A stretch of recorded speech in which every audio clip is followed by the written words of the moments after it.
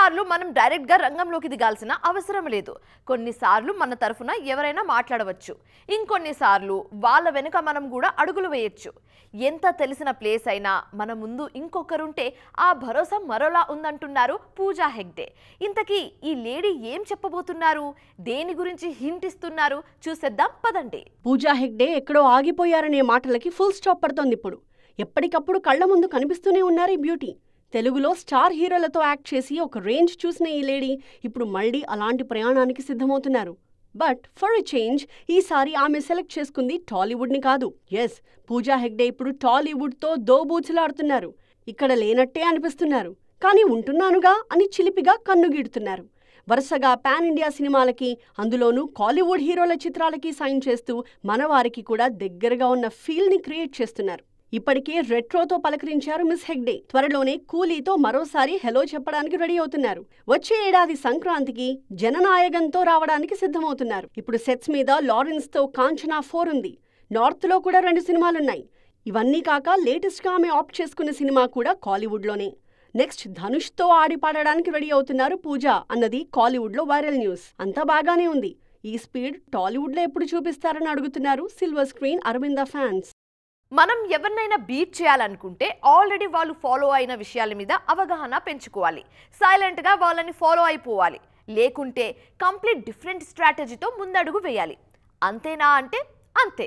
కాకపోతే ఇక్కడ ప్రభాస్కి ధనుష్కి మధ్య కనిపిస్తున్న పోలికను పరిశీలిస్తే అసలు బీట్ చేయాలనే ఆలోచన ఉందా లేదా అనే డౌట్. ఏంటి అర్థం కాలేదా? రండి డీటెయిల్గా మాట్లాడుకుందాం. 1 2 3 అంటూ వరుసగా ప్రాజెక్టులను లైనప్ చేసేశారు ప్రభాస్. వాటికి తగ్గట్టే అటు ఇటుగా కాల్ షీట్స్ని కూడా మేనేజ్ చేస్తున్నారు. మేనేజ్ చేయడం వల్ల టెన్షన్ పెరిగిపోవడం తప్ప ఇంకేమీ ఉండదన్న విషయం అర్థమైనట్టుంది. అందుకే ఇక ఒక్కో ప్రాజెక్ట్కి 90 రోజులే కాల్ షీట్ అంటూ ఆ మధ్య స్ట్రాటజీని ప్రిపేర్ చేశారనే వార్త హల్చల్ చేసింది.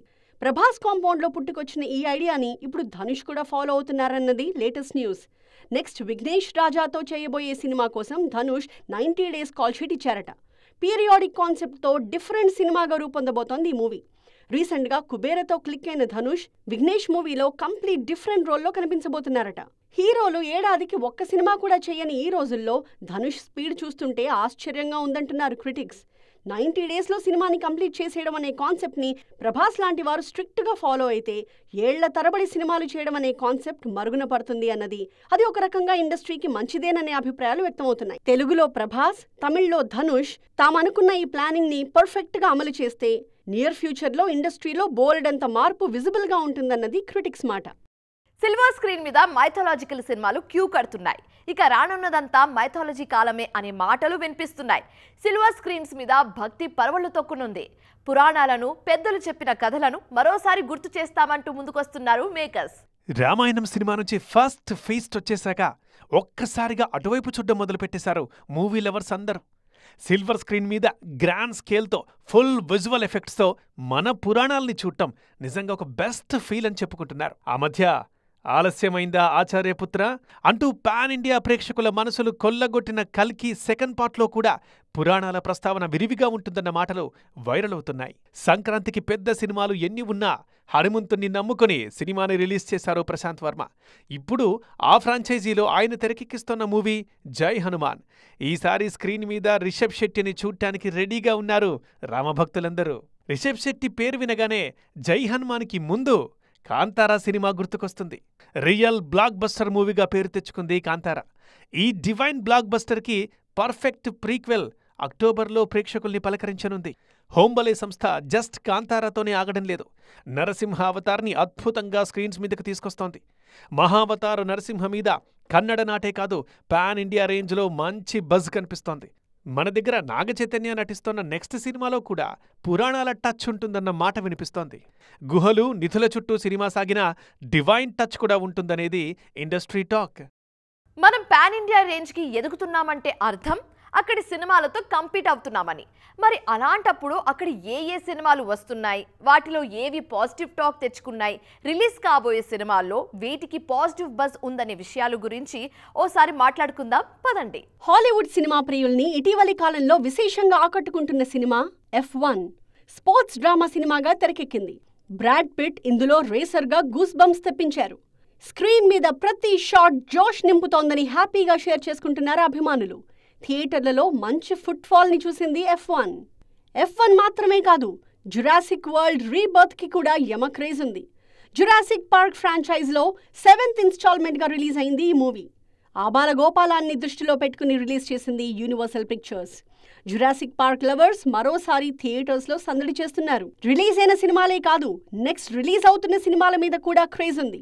అందులోనూ ఈ నెల 11న రిలీజ్కి రెడీ అవుతున్న సూపర్ మ్యాన్ కోసం వెయిట్ చేస్తున్న వారు కోకొల్లలు. ప్రపంచవ్యాప్తంగా సూపర్ మ్యాన్కి స్పెషల్ ఆడియన్స్ ఉన్నారు. ఈ ఏడాది డిసెంబర్ ఎప్పుడెప్పుడొస్తుందా అని అవతార్ మూవీ లవర్స్ కూడా వెయిట్ చేస్తున్నారు. డిసెంబర్ 19న రిలీజ్కి రెడీ అవుతోంది James Cameron Avatar fire and ash. Science fiction ఫిల్మ్గా అవతార్కి స్పెషల్ సెక్టర్ మూవీ లవర్స్ ఉన్నారు. ఈసారి అవతార్లో ఏం వండర్స్ని ఇంట్రడ్యూస్ చేస్తారోననే ఆసక్తి సర్వత్రా కనిపిస్తోంది. పెళ్ళెప్పుడు చేసుకుంటారండి అని ఎవరైనా అడిగితే డిష్యూమ్కి రెడీ అవుతున్నారు కొందరు ముద్దు గుమ్మలు. వామ్మో ఇంత ఫైర్ అవుతున్నారేంటి అని అడిగితే మరి అందుకే చెప్పేది మనతో మామూలుగా ఉండదు. మనల్ని హ్యాండిల్ చేయాలంటే ఆషామాషి వ్యక్తులు సరిపోరు అని అంటున్నారు. ఇంతకీ ఈ భారీ డైలాగ్ని రీసెంట్ టైమ్స్లో ఎవరు కొట్టారు? చేతిలో సినిమాలు కూడా పెద్దగా లేవు, అడపాదడపా ఏవో చేస్తున్నారు. పెళ్లి చేసుకోవాలని అనుకుంటున్నారా? త్వరలోనే విందు భోజనం పెట్టేస్తారా అని అడిగిన వారి మీద ఫైర్ అయ్యారు రెజీనా. ఇంట్లో మా అమ్మే ఆ మాటలు అడగట్లేదు, అసలు నా పెళ్లితో మీకేంటి పని అంటూ ఫుల్ రివర్స్ అయిపోయారు. పబ్లిక్ ఇంట్రెస్ట్ కొద్దీ అడిగామండి అనంటే నన్ను హ్యాండిల్ చేయడం అంత తేలిక కాదు, ఎవరైనా ఫ్రెండ్షిప్ వరకు ఉంటే బాగుంటుంది, పెళ్లి చేసుకుని భరించడం కష్టం, అందుకే ఇప్పట్లో నో మ్యారేజ్ అని కరాఖండిగా చెప్పేశారామె.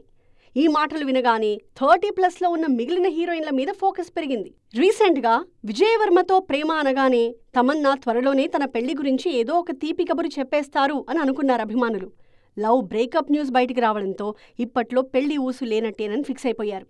తమన్నా కూడా వరుస సినిమాల మీద ఫోకస్ చేస్తూ నో పర్సనల్ మూవ్ అని చెప్పకనే చెప్పేస్తున్నారు. సౌత్ బ్యూటీ త్రిష కూడా ఇప్పటికీ నో మ్యారేజ్ బోర్డుని డిస్ప్లే చేస్తున్నారు. వయసు పెరిగే కొద్దీ అందం రెట్టింపవుతుంది అంటున్నారు త్రిషను చూసిన వాళ్ళు. ఎలిగెంట్ బ్యూటీ అంటూ పొగడ్తలతో ముంచెత్తుతున్నారు. అందుకే అవకాశాలు కూడా మెండుగా ఉన్నాయి.